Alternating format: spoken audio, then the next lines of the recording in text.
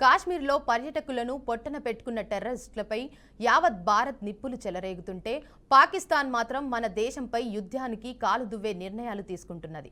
బరితెగింపు చర్యలకు దిగుతున్నది.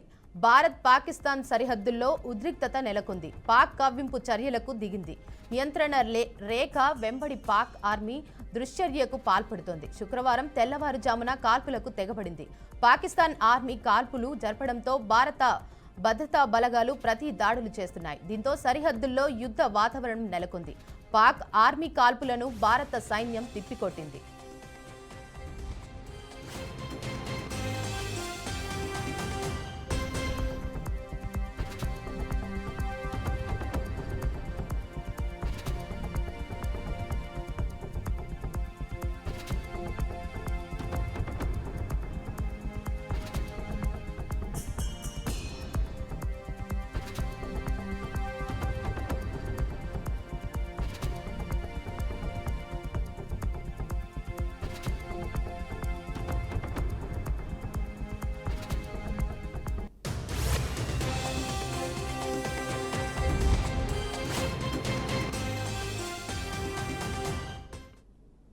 కాశ్మీర్లో పర్యాటకులను పొట్టన పెట్టుకున్న టెర్రరిస్టులపై యావత్ భారత్ నిప్పులు చెలరేగుతుంటే పాకిస్తాన్ మాత్రం మన దేశంపై యుద్ధానికి కాలు దువ్వే నిర్ణయాలు తీసుకుంటున్నది.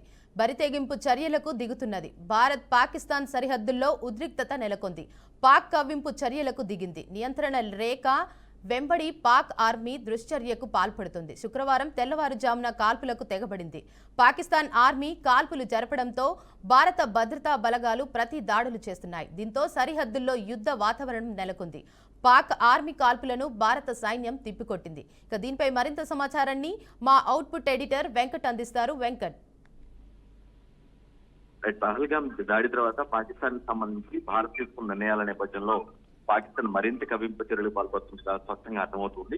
జమ్మూ కాశ్మీర్లో ఉన్నటువంటి బోర్డర్ ఏదైతే సరిహద్దులు ఉన్నాయో, భారత్ పాకిస్తాన్ సరిహద్దులు ఉన్నాయో, అక్కడ చాలా తీవ్రమైనటువంటి కవింపు చర్యలు అంటే ఫైరింగ్ పాల్పడడం కానీ, లేదా కాల్పులు చేయడం కానీ, కాల్పులు సంకేతాలు ఇవ్వడం కానీ, ఇవన్నీ కూడా వరుసగా చేస్తున్న పరిస్థితుల నేపథ్యంలో అక్కడ వాతావరణం మొత్తం కూడా అల్లరల్లగా మారింది. మనకు తెలిసిందే పహల్గాంలో ఈ నెల 22వ తారీఖు ఏం జరిగింది, ఎంతమంది టెర్రరిస్టులు వచ్చారు, ఎంతమందిని పొట్టలు పెడుతున్నారనే అంశం తెలిసిందే.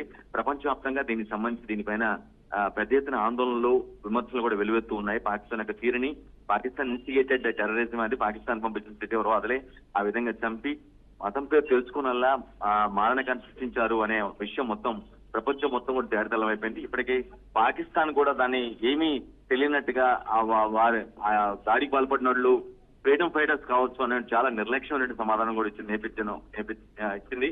సో దీని నేపథ్యంలో భారత్ కూడా చాలా తీవ్రమైన పరిణామాలు తీసుకుంది. అంటే పాకిస్తాన్ చేసిన స్టేట్మెంట్లు కావచ్చు, పాకిస్తాన్ వ్యవహరిస్తున్న తీరు కావచ్చు, పహల్గాం దాడి తర్వాత భారత్ చాలా సీరియస్ గా కండెమ్ చేస్తున్న పరిస్థితులు మనం చూస్తున్నాం.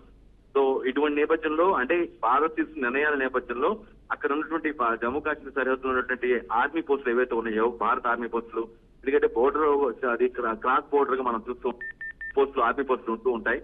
సో ఆ భారత ఆర్మీ పోస్టులు టార్గెట్ చేసుకొని పాకిస్తాన్ అంటే మేము యుద్ధానికి కూడా సిద్ధమే అన్నట్లుగా ఒక నిర్లక్ష్య ధోరణి వ్యవహరిస్తూ లెక్కలేనితనంగా బిహేవ్ చేస్తున్న పరిస్థితి మనం పొద్దు నుంచి చూస్తూ ఉన్నాం. ఎందుకంటే ఈరోజు ఉదయం నిన్న తీసుకున్నాం. గత 22nd దాడి తర్వాత భారత ప్రభుత్వం చాలా నిర్ణయాలు తీసుకుంది. ఆ నిర్ణయాల తర్వాత పాకిస్తాన్ లో కొంత భయాందోళన కూడా నెలకొంది. సో ఆ నిర్ణయాలు ఏంటంటే పాకిస్తాన్ ఆర్థిక వ్యవస్థని దెబ్బకొట్టేలా కూడా ఉన్నాయి. కాబట్టి అటువంటి నేపథ్యంలో ఇక ఎలాగైనా సరే తెగించాము, అవసరమైతే ఇంకొంచెం ఇబ్బంది పెడతామనే ప్రాస్పెక్ట్ లో పాకిస్తాన్ సంబంధించినటువంటి ఆర్మీ, ఎందుకంటే ఆ టెర్రరిస్టులు కూడా పాకిస్తాన్ ఆర్మీ పంపిస్తేనే వచ్చారనేది ఒక బలమైనటువంటి వాదన.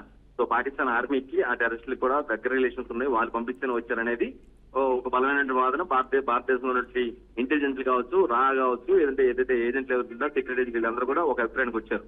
సో ఇటువంటి నేపథ్యంలో పాకిస్తాన్ ఆర్మీ ఏదైతే ఉందో, రేంజర్స్ అంటారు, వారందరూ కూడా ఈ భారత ఆర్మీ పోస్టులు ఎక్కడైతే ఉన్నాయో సరిహద్దుల్లో, జమ్మూ కాశ్మీర్ సరిహద్దులు ఎక్కడైతే మన పోస్టులు ఎక్కడైతే ఉన్నాయో, సరిహద్దు పోస్టులు ఎక్కడైతే ఉన్నాయో వాటి మీద పాల్పడుతున్న పరిస్థితి కనిపిస్తుంది. దానికి అదే స్థాయిలో స్ట్రాంగ్ కౌంటర్ కూడా భారత ఆర్మీ భారత బలగాలు ఇచ్చేస్తాయి. సో ఎందుకంటే సరిహద్దు దాడి నేపథ్యంలో వాళ్ళు కవింపు చర్యలు పాల్పడటం, మన వాళ్ళు అదే విధంగా అంటే భారత బలగాలు కూడా అదే స్థాయిలో కౌంటర్ ఇవ్వడం. సో ఇటువంటి పరస్పర కాల్పుల నేపథ్యంలో అక్కడ సరిహద్దులో చాలా టెన్షన్ వాతావరణం, ఉద్రిక్త వాతావరణం నెలకొంది. Right, thank you Venkat.